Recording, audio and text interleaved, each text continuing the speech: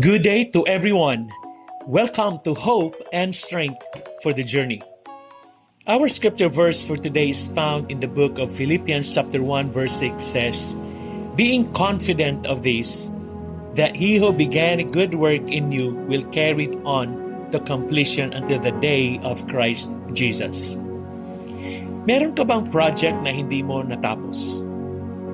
Siguro drawing na hindi naituloy, goals na nasimulan pero napabayaan, o pangarap na unti-unting nawawala. Minsan, iniisip natin na baka ganon din si Lord sa atin. Baka iniwan na niya tayo sa gitna ng ating journey. Pero ang sabi ng Philippians chapter 1 verse 6, "Being confident of this, that he who began a good work in you will carry it on to completion until the day of Christ Jesus." Ibig sabihin, ang Diyos na nagsimula ng pagbabago sa atin ay hindi titigil hanggang hindi niya ito natatapos. Amen. Halimbawa, may isang magpapalayok o potter na gumagawa ng paso.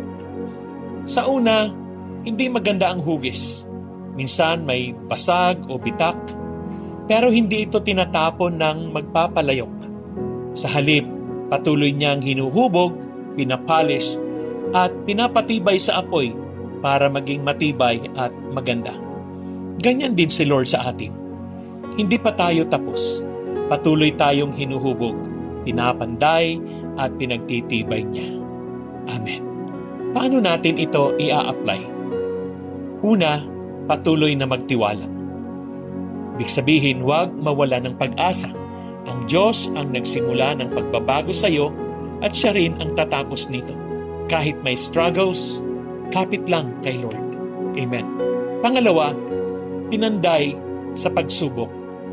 Minsan, ginagamit ni Lord ang trials para ihulma tayo. Huwag sumuko kapag may problema.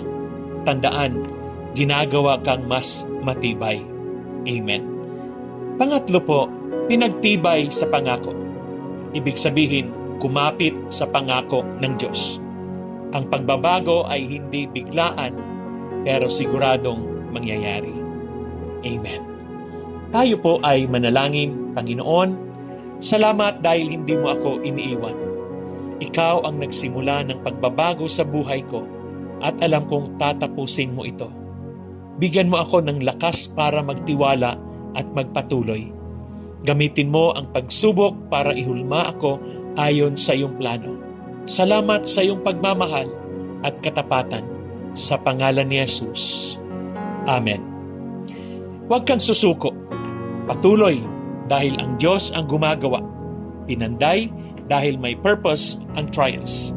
Pinagtibay dahil tinatapos ng Diyos ang sinimulan niya. God bless you and your family.